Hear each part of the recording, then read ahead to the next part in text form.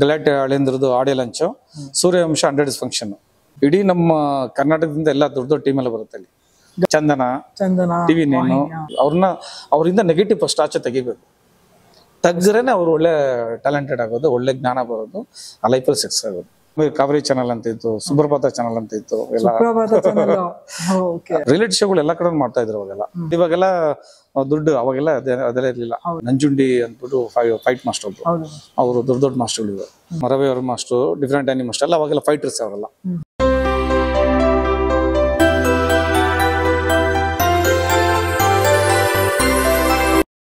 ಒಳ್ಳೆ ಟೀಮ್ ಇರುತ್ತೆ, ಆದ್ರೆ ನಮ್ ಟೀಮ್ ಹೋದ್ರೆ ಎಲ್ಲರಿಗೂ ಇಷ್ಟ.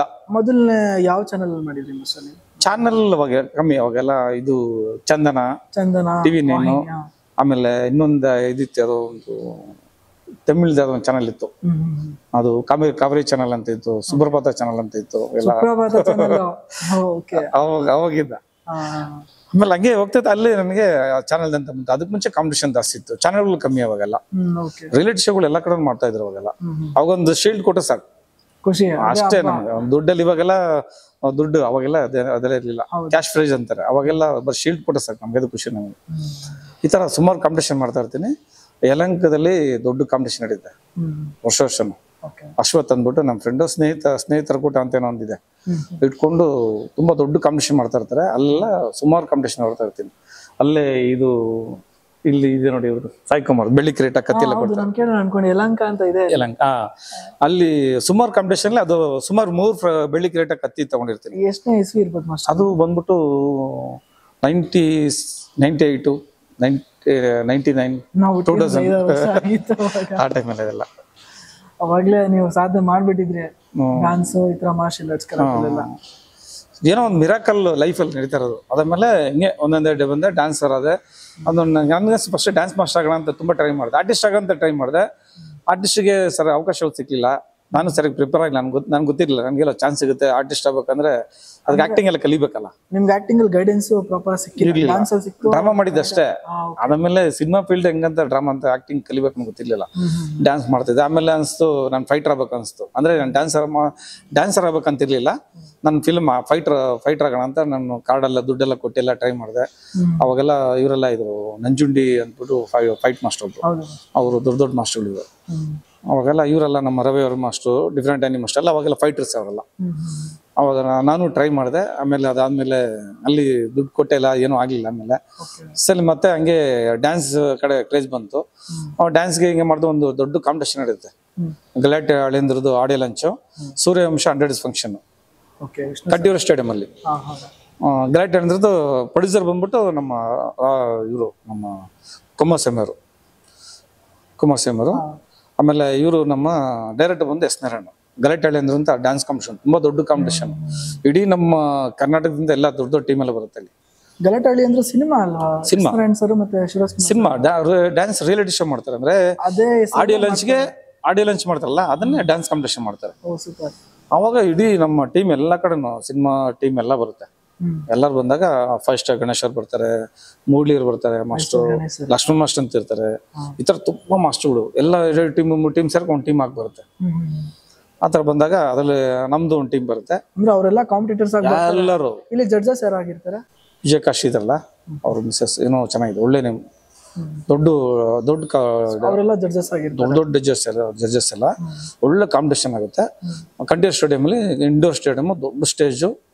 ನಮ್ಗೆಲ್ಲ ಅವಾಗ ಆ ಕಾಂಪಿಟೇಷನ್ ಅಲ್ಲಿ ತುಂಬಾ ಒಂಥರ ಒಳ್ಳೆ ಇದಿರುತ್ತೆ. ಎಲ್ಲರಿಗೂ ಸುಮಾರು ಮಾಡಿರ್ತೀವಿ, ಎಕ್ಸ್ಪೀರಿಯನ್ಸ್ ಆಗಿರುತ್ತಲ್ಲ. 2000 ನಡೆಯೋದು, 2000 ಅಲ್ಲಿ 2000 ನಡೆಯುವಂಥದ್ದು ತುಂಬಾ ಚೆನ್ನಾಗಿರುತ್ತೆ.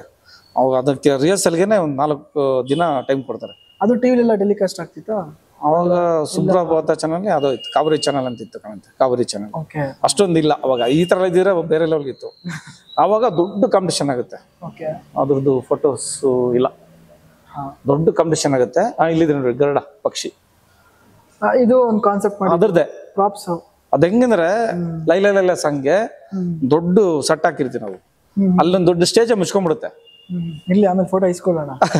ದೊಡ್ಡ ಸ್ಟೇಜ್ ಆಗುತ್ತೆ, ಆ ಸ್ಟೇಜ್ ಬಂದ್ಬಿಟ್ಟು ಬೇರೆ ಲೆವೆಲ್ ಇರ್ತದೆ. ಆ ಸ್ಟೇಜ್ ಅಲ್ಲಿ ನಾವಲ್ಲಿ ಗರುಡ ಪಕ್ಷಿಗಳ ತರ ಮಾಡಿ ಒಂದು ಗರುಡ ಲೋಕನ ಸೃಷ್ಟಿ ಮಾಡ್ಬಿಡ್ತೀವಿ ಸ್ಟೇಜ್ ಮೇಲೆ. ಓಕೆ. ತುಂಬಾ ಚೆನ್ನಾಗಿರುತ್ತೆ ಆ ಕಾಂಪಿಟೇಷನ್. ನೀವೇ ಯೋಚನೆ ಮಾಡ್ಕೊಂಡು ಬಂದಿರ್ತೀರಾ ನಿಮ್ಮ ಟೀಮ್ ಜೊತೆ? ಹೌದು, ಕೂತ್ಕೊಂಡು ವರ್ಕ್ ಮಾಡ್ತೀನಿ. ಯಾಕಂದ್ರೆ ನನಗೇನೋ ಗೊತ್ತಿಲ್ಲ, ಅದು ಚಿಕ್ಕ ವಯಸ್ಸಿನ ಕ್ರಿಯೇಟಿವ್ ತುಂಬಾ ಇಷ್ಟ ನನಗೆ. ಒಂದು ಅದ್ಭುತ ಏನೋ ಮಾಡ್ಬೇಕು ಅಂತ, ಏನೋ ವಿಶೇಷವಾಗಿರ್ಬೇಕು, ಏನೋ ಸ್ಪೆಷಲ್ ಇರ್ಬೇಕು, ಯಾರು ಮಾಡಿರ್ಬಾರ್ದು ಆ ಥರ ಮಾಡ್ಬೇಕು. ನನ್ಗೆ ಏನೋ ತಪ್ಪ ಸರಿ ಗೊತ್ತಿಲ್ಲ, ಅದು ಪ್ರಪಂಚದಲ್ಲಿ ಯಾರು ಮಾಡಿರ್ಬಾರ್ದು ಈ ಥರದ್ದು, ಆ ಥರದ್ದು ನನ್ಗೆ ಯಾವಾಗ್ಲೂ ಥಿಂಕಿಂಗ್. ಹೊಸತನ ಇರ್ಬೇಕು, ನಾವೇ ಮಾಡ್ಬೇಕು, ವರ್ಲ್ಡ್ ಅಲ್ಲಿ ನಾವೇ ಫಸ್ಟ್ ಇರ್ಬೇಕು ಅನ್ನೋ ಥರನೇ ನಾನು ಥಿಂಕ್ ಮಾಡೋದು. ಯಾವಾಗ್ಲೂ ಅದೇ ಮಾಡೋದು, ಇವಾಗ್ಲೂ ಅದೇ ಮೈಂಡ್ ಇರ್ತದೆ ಆ ಥರ. ಆವಾಗ ಆ ಥರ ಒಂದು ಮಾಡಿದಾಗ ತುಂಬಾ ಇಷ್ಟ ಆಯ್ತು ಎಲ್ಲರಿಗೂ. ಅದು ಫಸ್ಟ್ ಪ್ಲೇಸು ಇಬ್ಬರಿಗೆ ಡಿವೈಡ್ ಆಯ್ತು. ಲಕ್ಷ್ಮಣ್ ಮಾಸ್ಟ್ರು ಮತ್ತೆ ಮುರಳಿ ಮಾಸ್ಟ್ರಿಗೆ ಡಿವೈಡ್, ಒಂದು ಸೆಕೆಂಡ್ ಫಸ್ಟ್ ಪ್ಲೇಸ್ ಆಫ್ ಹೋಗುತ್ತೆ, ಇನ್ನು ಮಿಕ್ಕಿದ್ದು ನಮ್ಗೆ ಬರುತ್ತೆ. ಅಂದ್ರೆ ಡಿವೈಡ್ ಇಬ್ಬರಿಗೆ ಫಸ್ಟ್ ಪ್ಲೇಸ್ ಡಿವೈಡ್ ಮಾಡ್ತಾರೆ ಟೀಮ್ಗೆ. ಸೆಕೆಂಡ್ ಪ್ಲೇಸು ಮತ್ತೆ ಹಿಂಗೆ ಊರಿಗೆ ಹೋಗ್ತಾರೆ. ನಮ್ಗೆ ಅದು ಒಂದು ಒಳ್ಳೆ ಇನ್ಸ್ಪಿರೇಷನ್ ಆಯ್ತು ಆ ಕಾಂಪಿಟೇಷನ್. ಅಲ್ಲಿಂದ ನೋಟೆಡ್ ಆಯ್ತು, ಎಲ್ಲರಿಗೂ ಇಷ್ಟ ಆಯ್ತು. ಚಾಮರಾಜ್ ಮಾಸ್ಟರ್ ಅಂದ್ರೆ ಅವಾಗ ಎಲ್ಲ ಇಷ್ಟ, ಎಲ್ಲರಿಗೂ ಗೊತ್ತಾಯ್ತು. ಅವಾಗ ದೊಡ್ಡ ಮಟ್ಟಕ್ಕೆ ಅರ್ಥ ಆಯ್ತು, ಒಂದು ಒಳ್ಳೆ ಟೀಮ್ ಅಪ್ಪ ಅಂತ ಗೊತ್ತಾಯ್ತು. ತಿರ್ಗಾ ಆದ್ಮೇಲೆ ಸ್ವಲ್ಪ ದಿನ ಆದ್ಮೇಲೆ ಮತ್ತೆ ನನಗೆ ಒಂದು ಸೌತ್ ಇಂಡಿಯಾ ಅಂತ ಒಂದು ಸಿನಿಮಾ ಬರುತ್ತೆ. ಒಬ್ಬರು ಡೈರೆಕ್ಟರ್ ಇರ್ತಾರೆ, ಅವರು ಏನ್ ಹೇಳ್ತಾರೆ, ಭವಾನಿ ಶಂಕರ್ ಅಂತ. ಅವರು ಒಂದು ಸೌತ್ ಇಂಡಿಯಾ ಅಂತ ಒಂದು ಪಿಕ್ಚರ್ ಮಾಡೋಣ ಅಂತಾರೆ. ಅದಕ್ಕೆ ನೀವೇ ಮಾಸ್ಟರ್ ಅಂತಾರೆ. ನನ್ಗೆ ಮಾಸ್ಟರ್ ಆಗೋಣ ಅಂದ್ಬಿಟ್ಟು ನಾನು ಅವಾಗ ಆಯ್ತು ಅಂದ್ಬಿಟ್ಟು ನಾನು ಚೆನ್ನಾಗೆಲ್ಲ ಹೋಗ್ತೀನಿ ಮಾಸ್ಟರ್ ಕಾರ್ಡ್ ತಗೊಳಕ್ಕೆ. ಇಲ್ಲೂ ಟ್ರೈ ಮಾಡ್ತೀನಿ, ಆಗಲ್ಲ. ಇವ್ರಿಗೆ ನಮ್ಮ ಫಸ್ಟ್ ಗಣೇಶ್ ಅವ್ರಿಗೆ ಗಾಜಿನ ಮನೆ ಅಂತ ಬರುತ್ತೆ, ಅವ್ರಿಗೆ ಆಲ್ರೆಡಿ ಸಿನಿಮಾ ಸಿಗದೆ ಸಿನಿಮಾ ಮಾಡ್ಬಿಡುತ್ತೆ, ನನಗೆ ಆಗಲ್ಲ. ತಿರ್ಗಾ ಆಮೇಲೆ ಹೋಗ್ತೀನಿ, ಮತ್ತೆ ಹೋದಾಗ ಎಲ್ಲ ನೀವು ಹಂಗಾಗಲ್ಲ, ಒಂದು ಅಷ್ಟು ಸಿನಿಮಾಗಳು ಮಾಡಿರ್ಬೇಕು, ಡ್ಯಾನ್ಸರ್ ಆಗಿ ಒಂದು ಡ್ಯಾನ್ಸ್ ಅಸಿಸ್ಟೆಂಟ್ ಆಗಿ ವರ್ಕ್ ಮಾಡ್ಬೇಕು, ಒಂದಿಷ್ಟು ಸಿನಿಮಾ ಮಾಡ್ಬೇಕಂತ ಇರುತ್ತೆ. ಆಗ್ಲೇಬೇಕಂತ ಹೇಳ್ತಾರೆ. ಅವಾಗ ನಾನು ಮಾಡ್ತೀನಿ, ನಾನು ಸರಿ ಟ್ರೈ ಮಾಡ್ತೀನಿ, ಆಗಲ್ಲ. ಸರಿ ಆಯ್ತು ಅಂದ್ಬಿಟ್ಟು ಡ್ಯಾನ್ಸರ್ ಆಗಿ ಮತ್ತೆ ಸೆಲೆಕ್ಷನ್ ಆಗಿ ಜೋರಿಂದನೇ ಸ್ಟಾರ್ಟ್ ಮಾಡ್ತೀನಿ. ಮತ್ತೆ ಸ್ಕ್ರಾಚ್ ಇಂದನೇ ಸ್ಟಾರ್ಟ್. ಅಲ್ಲಿ ಡ್ಯಾನ್ಸ್ ಅಂತ ನಮ್ಗೆ ಇನ್ನೊಂದು ಹೋಗ್ಬೇಕಾದ್ರೆ ಡ್ಯಾನ್ಸರ್ ಆಗಿ ಹೋಗಿ ಸೆಲೆಕ್ಷನ್ ಆಗಿ ಒಂದಿಷ್ಟು ವರ್ಷ ಅಂತ 5 ವರ್ಷ ಅಂತ ಮಾಡ್ತೀನಿ. ಅಷ್ಟರಲ್ಲಿ ನಾನು ಇಲ್ಲಿ ಮಾರ್ಷಲ್ ಆರ್ಟ್ಸ್ ಎಲ್ಲ ಮಾಡ್ಕೊಂಡು ಸುಮಾರು ಜನ ಆರ್ಟಿಸ್ಟ್ ಎಲ್ಲ ರೆಡಿ ಮಾಡಿರ್ತೀನಿ, ಒಂದು ಒಳ್ಳೆ ಟೀಮ್ ಕಟ್ಟಿರ್ತೀನಿ. ನಮ್ಮ ಫ್ರೆಂಡ್ ನಾಗಚಂದ್ರ ಅಂತ ಇರ್ತಾರೆ, ಅವರು ನಾವೆಲ್ಲ ಒಟ್ಟಿಗೆ ಒಂದು ಸಿನಿಮಾ ಮಾಡ್ತೀವಿ. ಅವರಿಗೆಲ್ಲ ಮತ್ತೆ ಇದು ವಿದ್ಯಾರ್ಥಿ ಅಂತ ಒಂದು ಪಿಕ್ಚರ್ ಸ್ಟಾರ್ಟ್ ಆಗುತ್ತೆ. ಡ್ಯಾನ್ಸರ್ ಆದ್ಮೇಲೆ ಆ ಥರ ಆಗುತ್ತೆ. ನನಗೆ ಸಪೋರ್ಟಿಂಗ್ ನಮ್ಮ ವಿಜಯ ಮಾಸ್ಟರ್ ಸ್ಟೂಡೆಂಟೇ ಧನು ಅಂದ್ಬಿಟ್ಟು, ಧನಂಜಯ್ ಅಂದ್ಬಿಟ್ಟು, ಅವರು ನನಗೆ ಒಳ್ಳೆ ಸಪೋರ್ಟ್ ಮಾಡ್ತಾರೆ. ಅವ್ರು ಅಸ್ಟೆಂಟ್ ಆಗಿದ್ದು ನಂಗೆ ಸಪೋರ್ಟ್ ಮಾಡಿದ. ಅವ್ರ ನೋಡೋಕೆ ಜೊತೆಗೆ ಅಸ್ಟೆಂಟ್ ಅಷ್ಟೇ, ಅವರು ಒಂದು ಒಳ್ಳೆ ಕೊರಿಯೋಗ್ರಾಫರು ಮತ್ತೆ ಒಳ್ಳೆ ಟೆಕ್ನಿಷಿಯನ್ಸ್ ಅವರು. ಅವ್ರ ಜೊತೆ ಇದ್ಕೊಂಡು ಮಾಸ್ಟರ್ ನಾನು ಜೊತೆ ಇರ್ತೀನಿ ಮಾಡೋಣ ಅಂತ ಹೇಳಿದಾಗ ನನಗೆ ಅಸ್ಟೆಂಟ್ ಆಗಿ ವಿದ್ಯಾರ್ಥಿ ಅಂತ ಒಂದು ಪಿಕ್ಚರ್ ಮಾಡ್ತೀವಿ. ತರುಣ್ ಸಿದ್ದಿರೋ ಹೀರೋ, ಫಸ್ಟ್ ಪಿಕ್ಚರ್ ಇರೋ ರಾಬೋಟ್ ಪಿಕ್ಚರ್ ಡೈರೆಕ್ಟರ್ ಇದೆಲ್ಲ ತರುಣ್ ಸಿದ್ದಿರೋ, ಅವ್ರು ರೆಡಿ ಮಾಡಿ ಸ್ಟಾರ್ಟ್ ಮಾಡ್ತೀನಿ ನಾನು. ಅವ್ರನ್ನ ಬೇಸಿಕ್ಕಿಂದ ಮಾರ್ಷಲ್ ಆರ್ಟ್ಸು, ಡ್ಯಾನ್ಸು ಎಲ್ಲ ಫೈಟಲ್ಲಿ ನಾನು ರೆಡಿ ಮಾಡ್ತೀನಿ. Film fight Tarun Siddu ready ಮಾಡ್ತೀನಿ.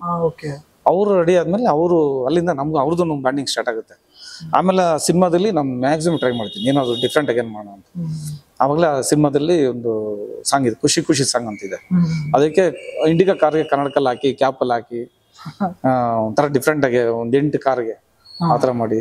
ಆಮೇಲೆ ಸೈಕಲ್ 18 ಸೈಕಲ್ ಹೀರೋ ಒಬ್ಬರೇ ತುಳಿತಾರೆ. ಅದು ಗ್ರಾಫಿಕ್ಸ್ ಎಲ್ಲ ಏನಿಲ್ಲ, ರಿಯಲ್ ಆಗಿ ಒರಿಜಿನಲ್ ಆಗಿ ಮಾಡಿದ್ದೀನಿ. 18 ಸೈಕಲ್ ಅಷ್ಟು 18 ಜನ ಡ್ಯಾನ್ಸರ್ ನಮ್ಮ ಮೇಲೆ ಕುಂಡಿಸ್ಕೊಂಡು ಸೈಕಲ್ ಮೇಲೆ ನಿಂತಿರ್ತಾರಲ್ಲ, ಬೇಕಾದ್ರೆ ಅವ್ರು ಶಾರ್ಟ್ಸ್ ಎಲ್ಲ ಇದೆ ತೋರಿಸ್ತಿರ್ಬೇಕಾದ್ರೆ ಸೈಕಲ್ ಹೋಗ್ತಾ ತುಳ್ಕೊಂಡು ಹೋಗ್ತಾ ಇರ್ತಾರೆ. ನೈಸ್ ರೋಡಲ್ಲಿ ಮಾಡಿರ್ತದೆ ಈ ತರ. ಆಮೇಲೆ ಒಂದು 10 ಅಡಿ ಐಟಿ ಡ್ಯಾನ್ಸರ್ಸ್ ಈ ತರದೆಲ್ಲ ಸೆಟಪ್ ಮಾಡಿದೆ ಅವಾಗೆಲ್ಲ. ಅಂದ್ರೆ ಕ್ರಿಯೇಟ್ ಮಾಡಿ ಇನ್ನ ಏನೋ ಮಾಡಿದೆ. ಅವರು ಡೈರೆಕ್ಟರ್ ಮಾಸ್ಟರ್ ಇವ್ರಿಗೆ ಇಷ್ಟ ಆಗ್ತಿದ್ದು, ಪ್ರೊಡ್ಯೂಸರ್ ಕಷ್ಟ ಬಿಡುತ್ತೆ ಅಂತ ಹೇಳ್ಬಿಟ್ಟು ಅವಾಗ ಅಷ್ಟು ಮಾಡಿಸ್ ಹಂಗೆ ಆತರ ಏನೋ ಕೊಡ್ಬೇಕಂತಿತ್ತು. ಆದ್ರೆ ಕಮ್ಮಿ ಸಿನಿಮಾಗಳು ಮಾಡಿದ್ ನಾನು. ಶಿವಾನಿ ಅಂತ ಒಂದು ಮಾಡಿದೆ, ಸಿಲ್ಕ್ ಅಂತ ಮಾಡಿದೆ, ಸುಮಾರು ಸಿನಿಮಾಗಳು ಮಾಡಿದೆ. ನನ್ಗೆ ಅವಕಾಶ ಸಿಗ್ತಲ್ಲ, ನನಗೆ ಕ್ರಿಯೇಟಿವ್. ಆಮೇಲೆ ಟೈಮ್ ಕರೆಕ್ಟಾಗಿ ಕೊಡಲ್ಲ ಕೆಲವು ಸಿನಿಮಾಗಳಲ್ಲಿ.